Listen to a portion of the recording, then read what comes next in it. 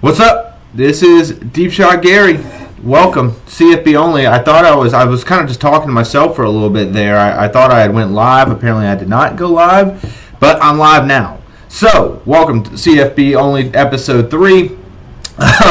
Still getting the kinks rinked out, right? All right, but thank you for joining. It's Tuesday at 7 p.m. Let's have some fun. Let's talk some college football. We've talked about the last couple episodes, top 10 lists. So guess what? I've got another top 10 list today. It is going to be top 10 head coaches. And then we also have been talking about schedule reviews. So guess what? I've got schedule reviews. Texas and Indiana schedule. We're going to go over those. We've also got some way too early talk. Right? What are we going to talk about? Way too early conference predictions. So make sure you guys are tuned in for that. And then we're going to end it with some roasting of some of the worst losses of 2025, man. The worst program segment that we did last week. It fired some people up. Let's just say that. The Mississippi State fans in the comments do not like me. They do not like me on Instagram or on TikTok right now, so just wanted to go ahead and point that out. And maybe some of you won't like me after this one, but we're going to have a good time.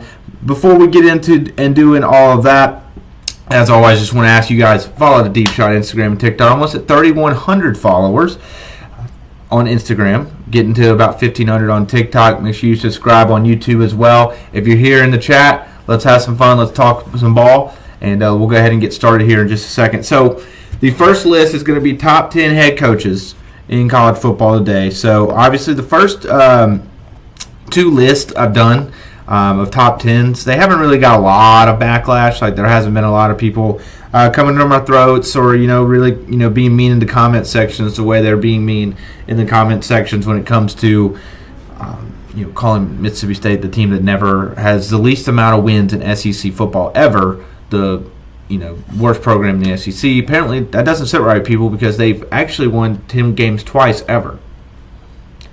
I'll have to talk about it maybe a little later, but the Mississippi State fans this week in the comments were absolutely idiots. Absolute idiots. But I'll tell you, he's not an idiot myself, and I've got a list of the top 10 head coaches in college football. I'm going to be drinking water, got to stay hydrated, so let's go ahead and get into that list. All right. Here we go. I'm sure nobody has any disagreements. I've been going from 1 to 10 on these, so I think I want to start from 10 to 1 this time. All right, so number 10, I've got Lane Kiffin. Okay, now we're going to go through all this list, and before anybody says anything, it's tomatoes with a lot of these guys because a lot of these guys have accomplished one little thing, but the other one hasn't, or maybe they have like a 2-to-1 record against each other, but one has a conference championship. Like there's a lot of variables that go into this. Lane Kiffin is the only one on this list besides Marcus Freeman because he doesn't coach in a conference.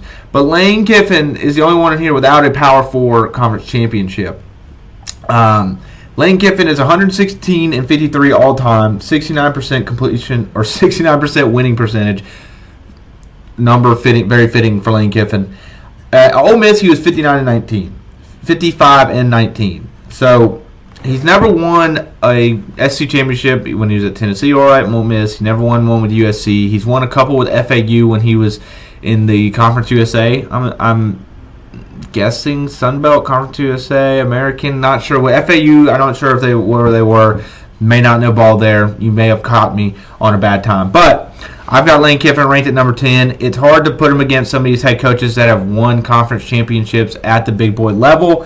He's obviously one of the premier names, one of the more likable ones, depending on who you are. But I think Lane Kiffin at number 10 is a fair spot. At number 9, I've got Kalen DeBoer, Alabama head coach. 57-17 record, 77% winning percentage.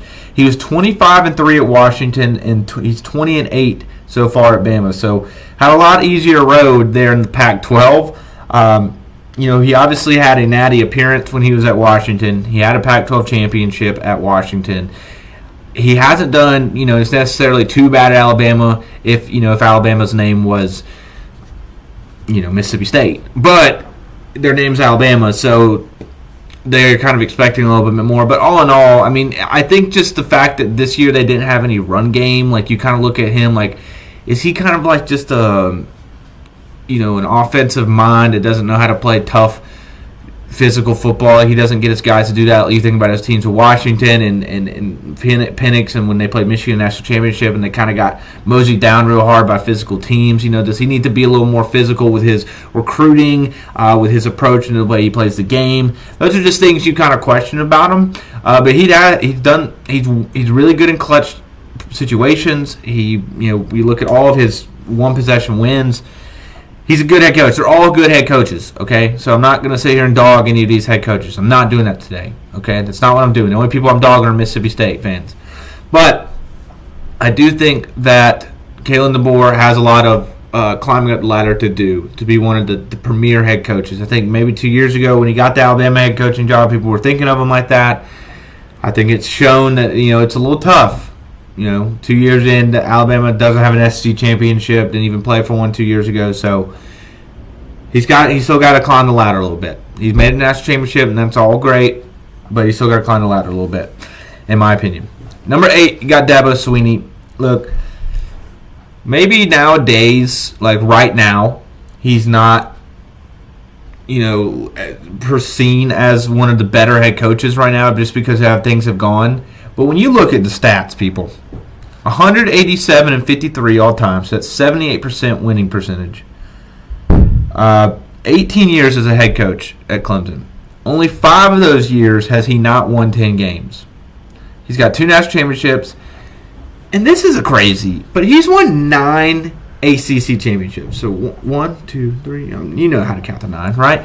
9 ACC championships. It's just incredible. You kind of just take that for granted because of the 2010s and how dominant Clemson was. But 9 ACC championships is something. I mean, Mario Cristobal, the guy above him, doesn't even have 1. So that's saying something. Dabo Swinney, obviously, he keeps going down the ladder. Unlike Kalen DeBoer, he keeps going down the ladder because of everything that's going on with him, and he's not winning games anymore, right? So a little bit of a different situation. He's going down a little bit while other people are kind of climbing above him. But I think it'd be disrespectful in terms of what he's accomplished, and he's still here, to put him outside the top 10. So I got him comfortably at 8. Number 7, Mario Cristobal. So Mario Cristobal was a head coach at Florida International for a while, like back in the O's, like in the 07s through something, and then he did not do well. He was 27 and 47 at FIU, but then he got his chance at Oregon a couple years later after he was Alabama made a couple stops, and he was 35 and 13 at Oregon, and he's 35 and 19 with Miami now. He has 2 Pac-12 championships when he was at Oregon, no ACC championships with Miami, but overall 97 and 79, 55% winning percentage. But I think a lot of jokes were made about Mario Cristobal over the past couple years and how he couldn't win the big game. Obviously, he had a lot of mishaps. You think about the Georgia Tech game where he made a ran the ball and cost them the game. There's a lot of things, right? But this championship run, you have to kind of give him the respect. And I think I didn't really know a lot about Mario Cristobal other than the perception of him until this playoff run.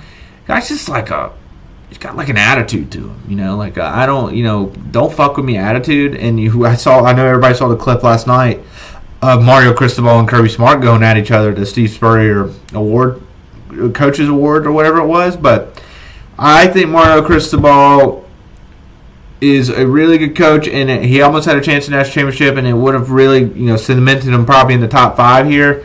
But I think he's still got a ways to go in terms of he can't be losing these games to Louisville, and he can't be losing these games to SMU. That's where he's got to figure some things out.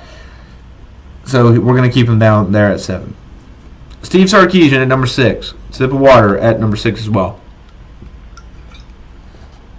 Steve Sarkisian at number 6. 94 and 55 overall. 63% winning percentage. Guy's been in the NFL. He was the Atlanta Falcons offensive coordinator for a while. Been to 2 college football playoff semifinals. He is so good at getting talent. It's actually interesting when I was looking through the stats. He's never had a 10-win season until he got to Texas, and that was 3 years ago. Last year they were in the Big 12. Was the first time he had ever had a 10-win season as a head coach. He's had a 10-win season 3 years in a row.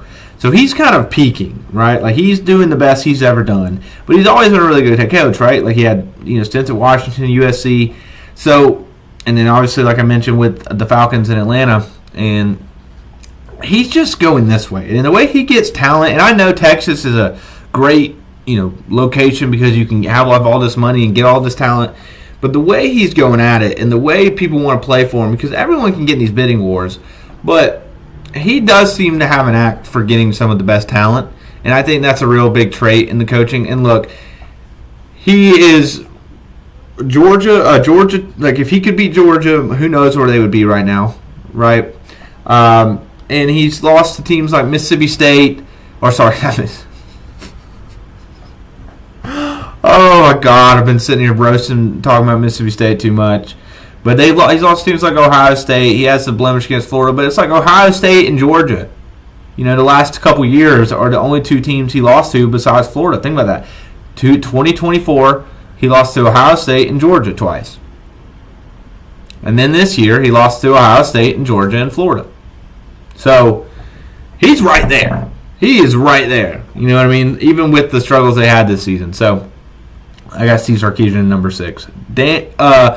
Almost to Dan Lanning. Marcus Freeman is at number 5. So, I kind of almost had Dan Lanning at 5, but I put him at 4, and I know Marcus Freeman has went to a national championship, okay? He's 43-12, 78% winning percentage. He's an awesome guy on TV. He just looks like a great guy to work for or get coached by. It's a shame he is the head coach of Notre Dame because Notre Dame is such an unlikable place, but he seems like a real likable guy. I bumped him down just because he does have some blemishes on his record of like losing to the Northern Illinois last year. I lost to Marshall his first year at Notre Dame. Like he's had some bad losses, like some really bad losses that you really, some of these other guys don't have those. So I'm going to bump him back. I know they had the good run, but they didn't even play in a bowl game this past year too, so that kind of bumps him down a little bit. But Dan Lanning and Marcus Freeman, you could kind of flip-flop them. I wouldn't be mad at you, but I originally had Lanning down at 5. I put them up to 4. Dan Lanning's just got a little bit more accomplishments in my eyes. Dan Lanning at number 4, he is 48-8 as a head coach, which is pretty crazy. He's 48-8, 85% winning percentage. Obviously has a Big Ten championship. Undefeated season 2 years ago. Does not have a Pac-12 championship, I believe. They didn't get one when he was there for 2 years, when Oregon was there for 2 years when he was there. But the guy, look, he goes to semifinals this past year. He was number 1 team in the country the year before and was in the quarterfinals. He was, they win the Pac-12 championship, they're in the playoffs the year before. Like he is constantly got Oregon, who was not like a bad program. Mario Cristobal was there before. We've all known Oregon to be good for a while, but it seems like they're at a different level. It seems like they are physically more dominant. They are, the talent just seems to get better and better there, and the way they win isn't like the explosive offense that we're used to, the fast style Oregon teams. They just kind of punch you in the mouth. They run the ball. They play really good defense. I think Dan Lanning's a great coach. I kind of wanted to put him a little higher than this, but I'm trying to respect the notions of winning national championships and things here. So I bumped him down, but he's a really good head coach. Number 3, I got Ryan Day, 82-12, never had less than 11 wins as a head coach besides COVID when they had 7. I forgot to write down Ryan Day's winning percentage. Is probably pretty high. 82-12 seems like a lot, but look, he's a really good head coach. He, the whole discussion was he born on third base? He's the coach for the Ohio State Buckeyes. And when is the last time Ohio State's even put out a bad product? It's been a long time, right? So I'm not gonna say it, but I'm saying it's a fair argument, okay? And I'm just saying it's a fair argument that Ryan Day is at one of the easiest places to win ever. I'm not going to be a hater. I'm just telling you it's easy. It could be easy for me to do that. But he has done well with what he's been given. And and there's a lot of people that wanted him fired. Okay, let's just remember that moments. There's 4 years in a row people wanted him fired. So he's a good head coach, not better than the top 2 above him. All right, and then Kurt Sine, I got number 2, 46-6, as a head coach in FBS level, so that's between James Madison and Indiana. He has actually a better winning percentage at Indiana than he does at James Madison, which is crazy. He only lost 2 games, obviously, 27-2. He had 93% winning percentage at Indiana to 83% at James Madison. We all know the story. Obviously, the reigning national champion doesn't lose. Google him. It's interesting, man. Like the discussion between him and Kirby Smart, and obviously, you know, call it what you want. He's just gonna have to do it a little longer, okay? I think that's a fair thing to do because Kirby Smart, who's at number 1, has an 85% winning percentage.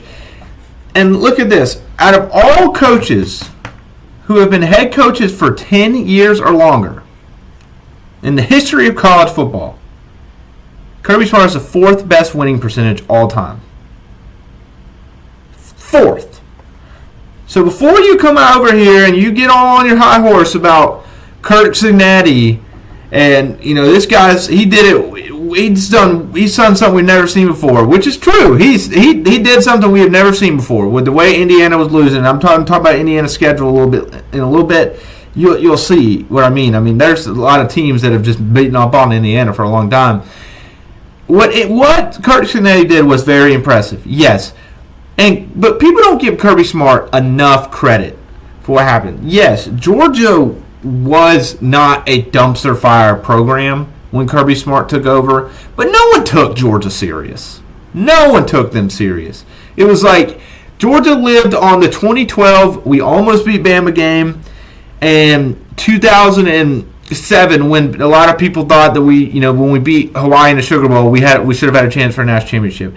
They don't give this guy enough credit. But in year 2, after like a 7-5 season his first year, went to the national championship and was, only the greatest coach ever could make a call to take out the quarterback. To then also, Tyler Simmons was on sides. People forget that. I love the Ohio State fans that love to pat at you and go, well, if you didn't take out Jeremiah, if you guys didn't. Hold on, let me restart here. I love the Ohio State fans that are like, well, if you guys didn't take out Marvin Harrison in that Peach Bowl, we would have won the national championship. Yeah, well, you know what? If Tyler Simmons was on sides, and he was on sides, we would have won the national championship in 2017. And you guys would have been taking us serious for a long time.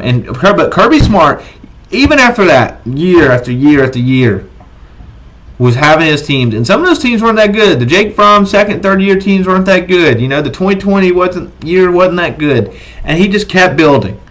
And he's got it to a point where even after 2 national championships and the way everything is gone now, everything's going to the way of Kirk Cincinnati, right? Just recruit and bring all these people over and do all these different things that Kirby Smart isn't used to doing because he wants to have a program where he's got people in for years and years and years, and he's still just chunking out wins.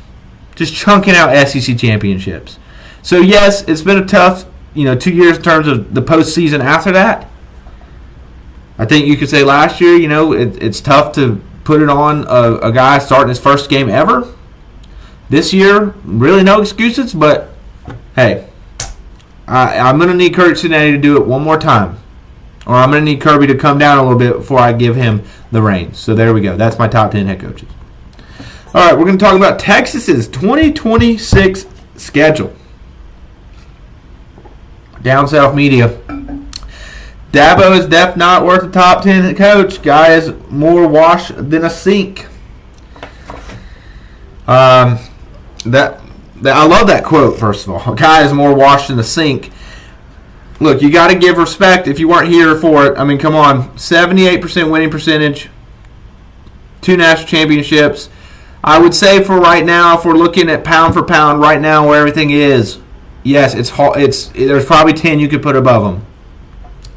But you got to give respect to what has been earned. You got to give respect. 9 ACC championships, 13 10-win seasons. Not a lot of other coaches doing that. There's just not a lot of other coaches doing that or ever have done that. So you got to give them credit there. Love the quote, though. Love the quote. More wash than the sink. Let's talk about Texas' 2026 schedule. These SEC schedules are really fun to look through because I'm getting so excited for the next season. And you start thinking when you're here in February, you're like, man, I wasn't taking advantage enough of the time I had in September and October, Like, I'm starting to think that coming up in the 2026 season, like, I'm either going to be at games or I'm going to be on the couch. Like, I'm not doing anything else. With the way these schedules look in the SEC, like, I know other things, there's, the worst is like when Halloween comes around, we got to start doing Halloween parties on Saturdays in October. No. I'm going to live stream games this season. Not this summer, but this season. Maybe this summer we'll do some replays, but this season, so I don't have to go anywhere. I'm busy. I got to stream all day.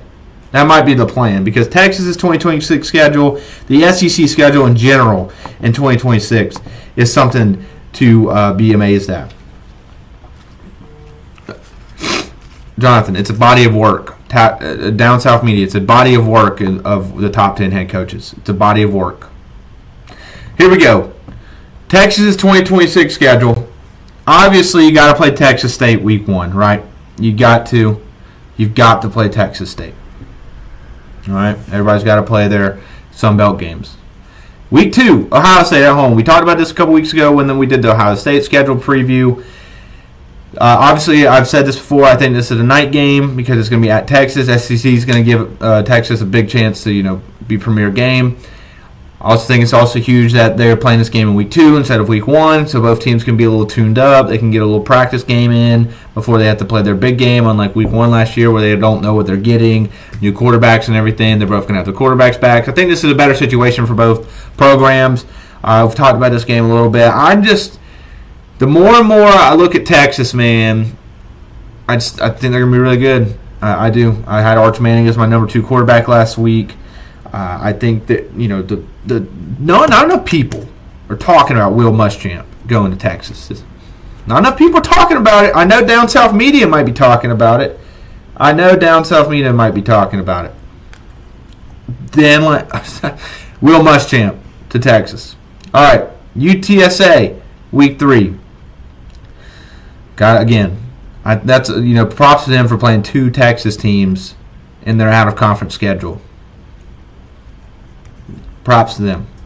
Texas got to play UTSA.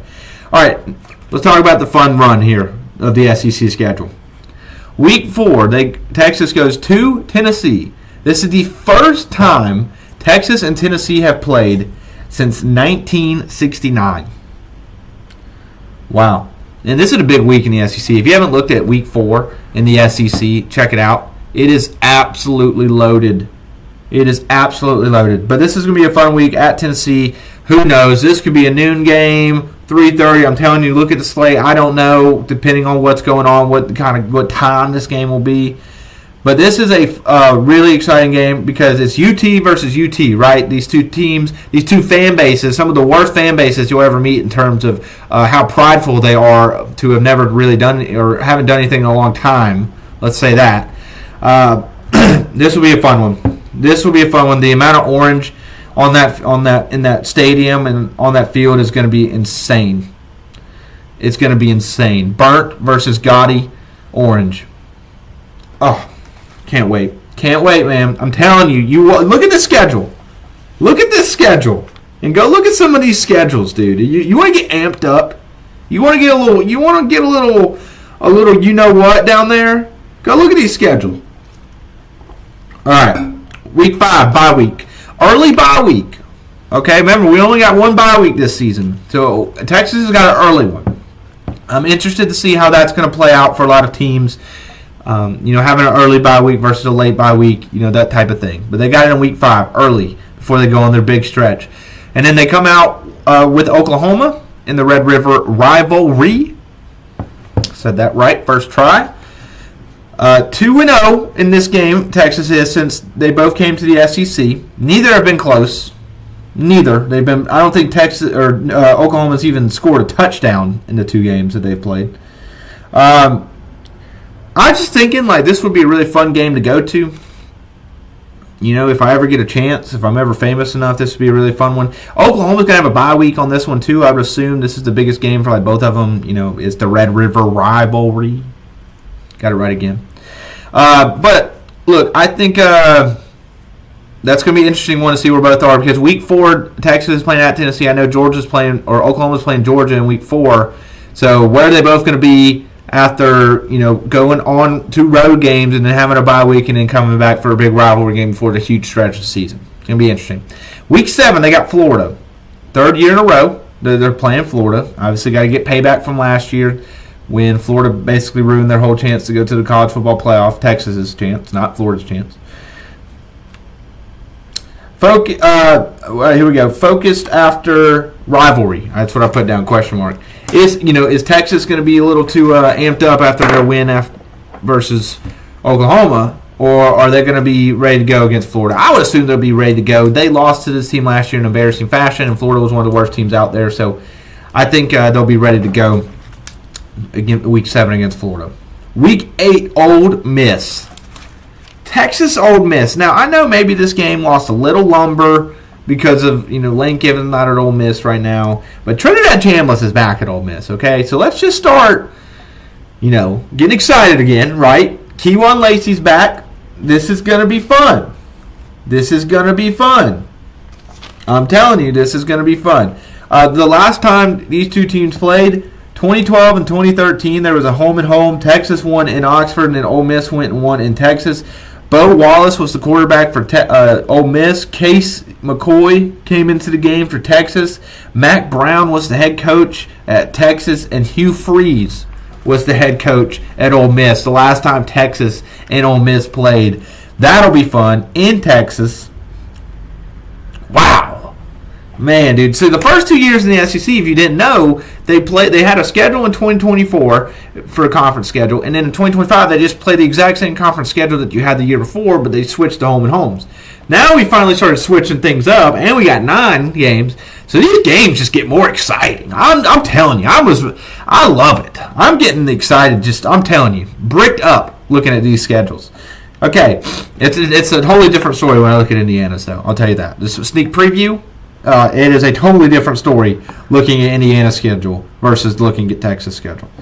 Okay, Week 9, Mississippi State. That OT thriller last year at Mississippi State. And I just, maybe not everybody's tuned in to how much beef I got with Mississippi State fans right now, but I got a lot. And these Mississippi State fans need to know, you guys are one of the losingest programs ever. You have the least amount of wins in the SEC ever. Texas is going to dog stomp your ass. I didn't think I would ever hate Mississippi State. But after the past week I've had, I hate Mississippi State. I hate them. I absolutely hate them. Okay, Week 10 at Missouri. Is this a sleeper spot? Because at this point we're at 1, 2, 3, 4, 5th game in a row. 5th SEC game in a row. And interesting enough, this will be the first road game that they've had. Think about that. So they're going to have a neutral game right there. Florida, Ole Miss, Mississippi State, all at home. And then they go to the road to Missouri. And what is this? In November? This is the first week in November? That's interesting. Is that a sleeper spot? Old Big 12 game. First time since 2017 they played in a bowl game. I forgot to write which one down, but they played in a bowl game in 2017. Since 2011, they're playing as conference foes. Texas and Missouri are. Austin Simmons is at Missouri now. Who knows? I'm just saying. That's a sleeper game. Remember this. Remember this video right now. Texas at Missouri in November is a sleeper game if Texas is a high-ranked team. All right, and then look at this. At LSU. Week 11 at LSU. So they go to Missouri. I'm telling you, Missouri is a sleeper game. They're going to be looking ahead to LSU. I'm telling you, mark it down. Anyway, then at LSU. First time since 2019 when they had the Joe Burrow game in Austin. I believe Austin Ellinger or Sam Ellinger was the quarterback for Texas. First time at LSU since 1953. Wow. Texas at LSU. That is awesome. Obviously, Steve Sarkisian and Lane Kiffin, this is going to be a coach, personality. This seems like, if game day is not here, something went wrong. You know what I mean? This is going to be a fun one. This is going to be a fun one. I love that. Texas at LSU. Let's go. All right, and then Arkansas at home. Third year in a row they play. Arkansas. Snooze. Like I said earlier, you look at these schedules and you want to appreciate what you were doing last year. You want to make sure you're locked in this year. You get excited, but that game just doesn't intrigue me unless you got the spread. Unless you got the spread. And then week 13 they end it at A&M. They've owned them so far in 2 years in the SEC. Texas has, and they have not lost to Texas A&M since 2010. It's been a long time since Texas A&M beat their big brother Texas in football. So that'll be interesting. That is Texas's football schedule for 2026. Exciting stuff, I'm telling you. Exciting stuff. All right, we're going to talk about Indiana's schedule, which is not that exciting. Sneak preview, not that exciting to look at Indiana's 2026 football schedule. Just put it out there. Right now, it is not that exciting to look at Indiana's 2026 football schedule. What is exciting is that all you guys are here. And we're talking college football in February. So thank you guys for being here. I appreciate it. Like, subscribe, follow on TikTok and Instagram. I appreciate it. And let's look at Indiana's 2026 schedule. All right. I got to pull up my notes here. Look at this one now. I posted something on the Instagram earlier. And you'll see here, we're going to talk about it, obviously. Indiana doesn't play a road game until week 5 at Rutgers. So the first 3 games are North Texas, Howard, and Western Kentucky. And I'm pretty sure that the next 5 years of the schedule for Indiana looks like that, weeks 1 through 3. It is pretty brutal. It is not fun. Like I said, that Texas one got me so amped up, had my juices flowing when I was talking about that Texas schedule about 5 minutes ago. If you're just joining, go ahead and just rewind. That was a lot more exciting. But this Indiana schedule is not the same. We might have some fun things here, but the first 3 games right there, you could take a nap through the first 3 weeks of the season and not miss anything that Indiana did. Nothing. Absolutely nothing. All right, but then Northwestern at home. And here, so I talked about this when I was talking about my top 10 head coaches, right? And what Indiana and Kirk Cheney have done is crazy. Because did you know that Northwestern owns the series all time versus Indiana? 47-36. Northwestern owns Indiana. And they're not the only team on this list that owns Indiana. There's a lot of them. But Northwestern owns Indiana all time. So Northwestern's got that mental thing going into that game in week 4. I don't know what Northwestern's schedule looks like. I haven't looked yet. But you got to think, it'll be the first big boy team Indiana's had to strap on with. And Northwestern owns them all time. So just, if you're looking for something there, Northwestern, there you go. Week 5, they go to Rutgers. This is the first time since 2023. And another stat right here for you. Rutgers has beaten Indiana 3 straight times. 3 straight times Rutgers has beaten Indiana. Okay? Northwestern owns the series, and Rutgers has beaten them 3 straight times. So, yes, it is incredible that Indiana did what they did. Because Northwestern and Rutgers own these 2 dudes all time. Northwestern and Rutgers. Crazy. Week 6, they go to Nebraska. So back-to-back road games after having the long home stretch. Nebraska, you know what? I'll just wait until the season gets here to really give my judgment and feelings on Nebraska like that. They got the UNLV quarterback. They lost their quarterback because their quarterback wants to go be a backup.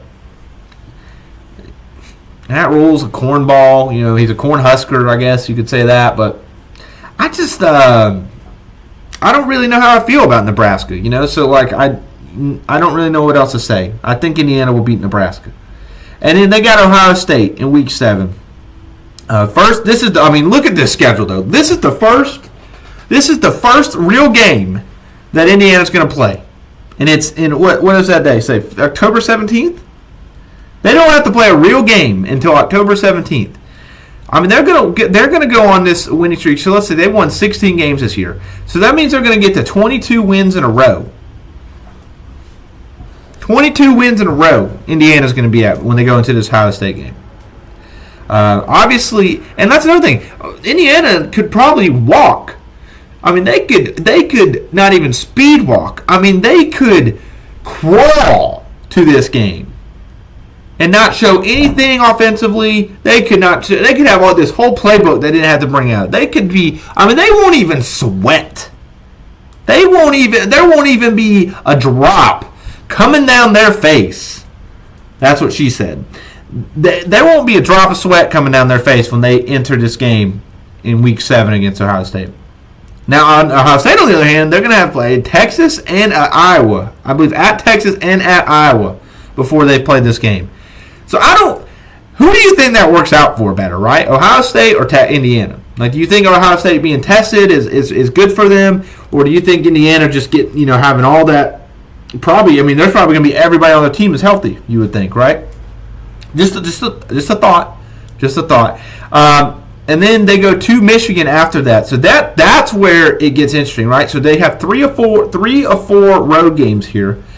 They're going to be obviously way up for Ohio State. Do they then go to Michigan and get caught? That's a question. Not a lot of people asking that one, but I'll ask it. Is Michigan going to catch Indiana lacking? Are they?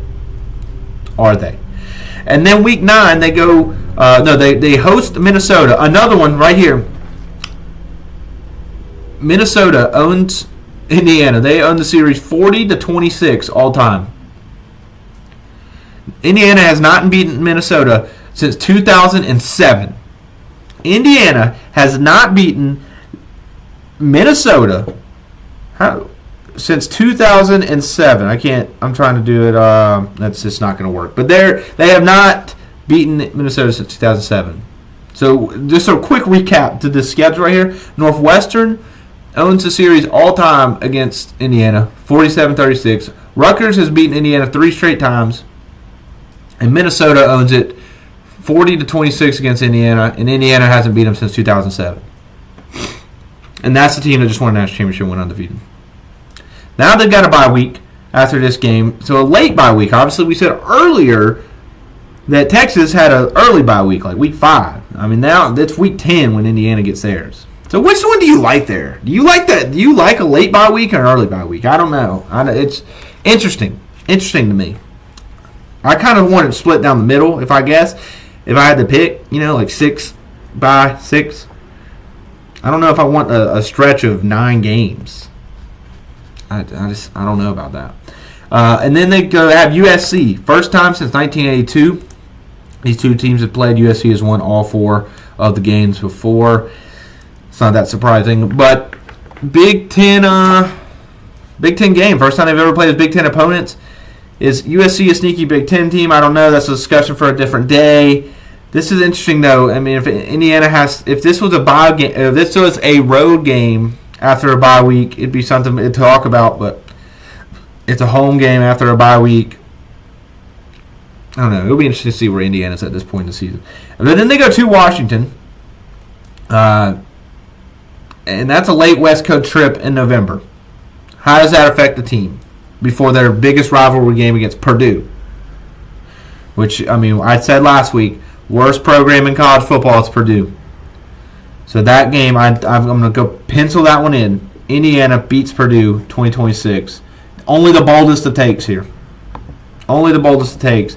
But do you see what I mean when we talk about their Indiana's schedule versus when we just talked about Texas's about 10 to 15 minutes ago? I mean, I feel like I talked for Texas' schedule for like 20 minutes. I couldn't wait to be done talking about Indiana's. I mean, that was awful. And even to the Big Ten, I've done Ohio State and Oregon schedule the last 2 weeks, and they seemed more lively than that. That seemed tough to look at. That seemed tough. So, thanks for sticking with me through that. All right, next thing we're going to talk about, way too early conference predictions. You got to take a sip of water. Don't get the she said joke. I said come dripping down the face. I believe that's what I said. But if you don't get it, you don't get it. All right. Way too early conference predictions. I'm going to pull them up. Again, it's February. It's February.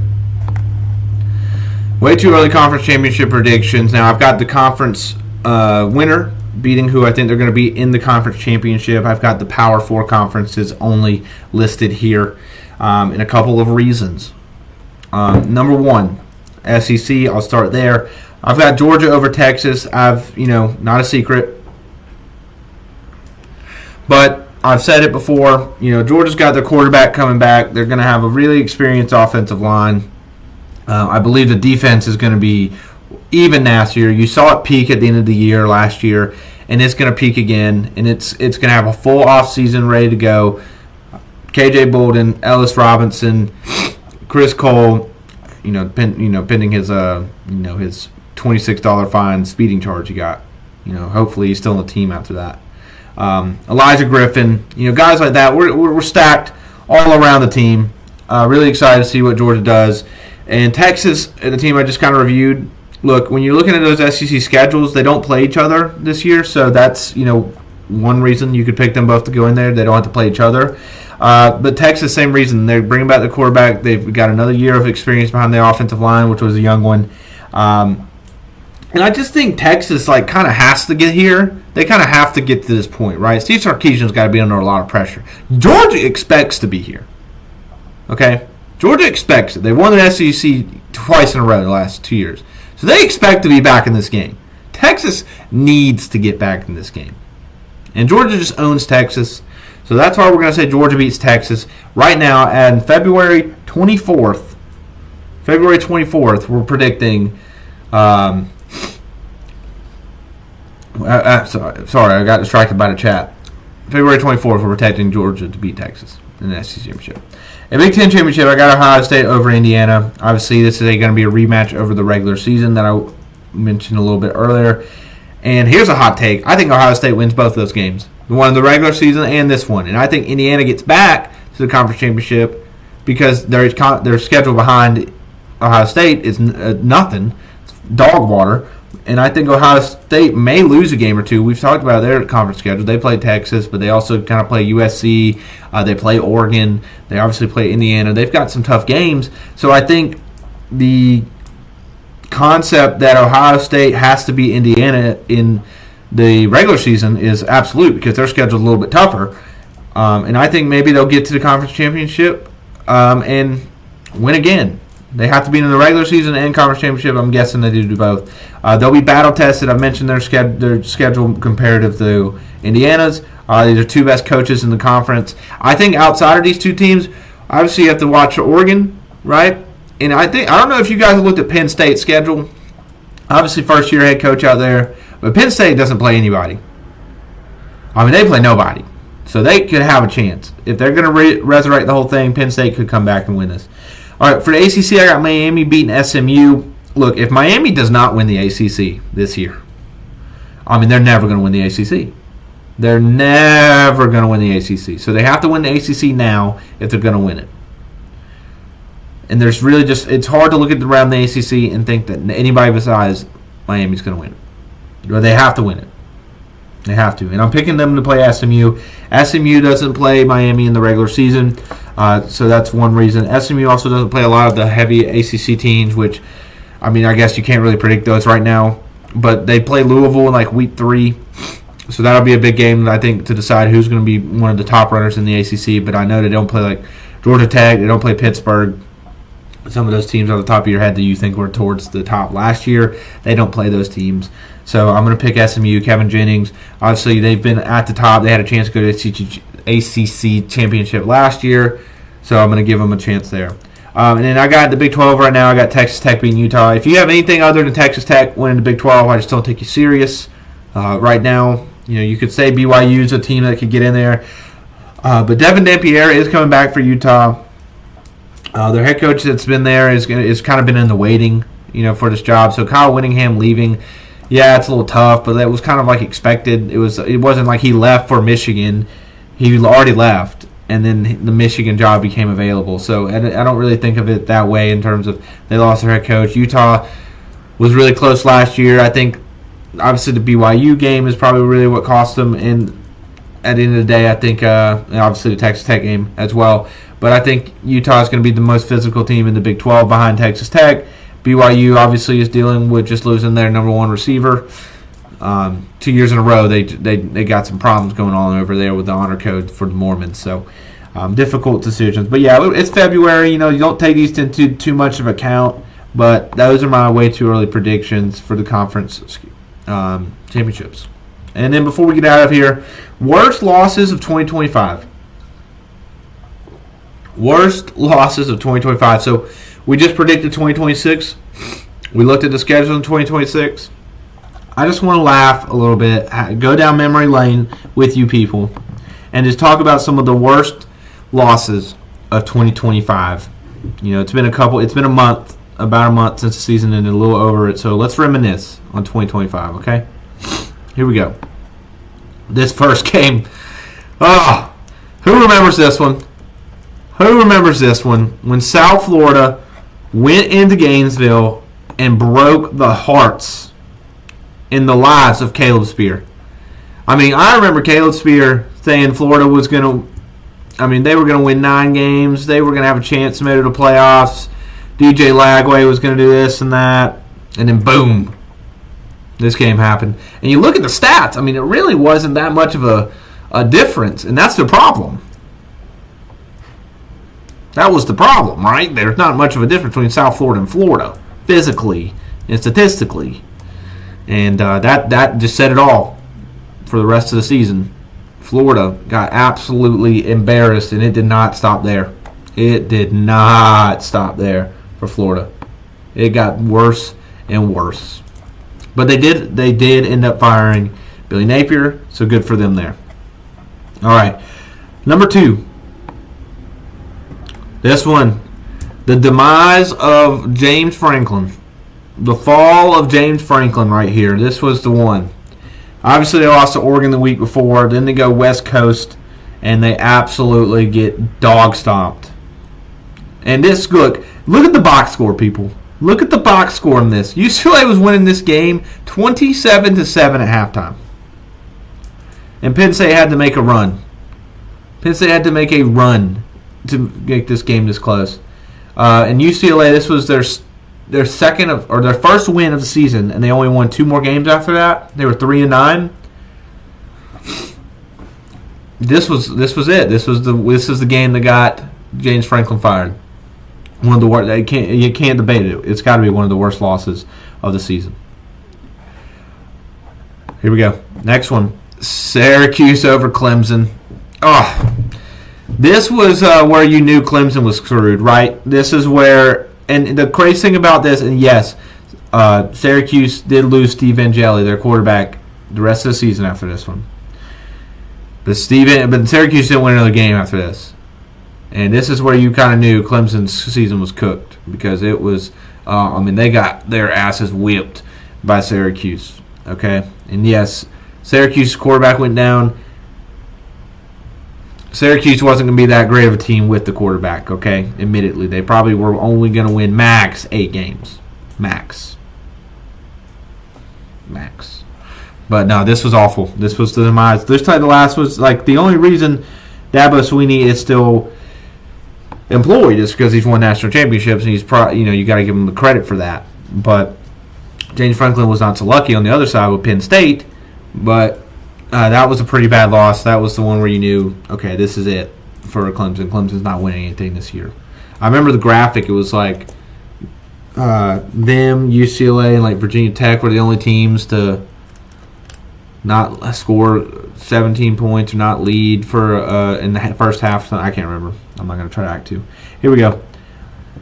The demise of Brian Kelly right here. 49-25. This one was a brutal game for the LSU Tigers. And if you're listening on podcasts and not watching on YouTube, first of all, you should be watching on YouTube live every Tuesday at 7 p.m. But obviously, you can't see the score. 49-25, A&M absolutely dog-stomped LSU. This was the last game Brian Kelly got. At the end, they got Lane Kiffin, and that's really what they wanted. But, man, you just don't ever want to lose on Saturday night by 25 points and be the team that has to fire their head coach. You just don't want to do that. That's embarrassing. It's very embarrassing. And I got one more game to throw up here before we sign out. And this is the worst one. R.I.P. Mike Gundy. And this was the game. I mean, because they actually lost this game, obviously by 66 points. And then they still kept the coach, but then I believe they lost to Tulsa the next week, and I think that was the one that did it for him. Poor Mike Gundy, man. He gave us all he could for a long time, right? But this was one of the last memories we'll have of him. And maybe it saved Oklahoma State's program going forward. Maybe this was the ass whooping they needed. But this was absolutely not fun if you were a Oklahoma State fan. I mean, this was... Whew. I mean, I'm pretty sure that game was... I mean, they covered a double spread. I mean, I think there was a double spread covered there. So, 69-3, Oregon. All right, that is going to wrap up episode 3. Thank you for being here. This was a little bit longer one than the first couple. Went over 50 minutes. Just having some fun talking college football. I love talking the schedules. Love talking everything else. Make sure you follow on Instagram and TikTok. Make sure you're subscribed to the YouTube. We'll be back on next Tuesday at 7 p.m. to talk even more ball. If you have anything you want to hear, let me know in the comments.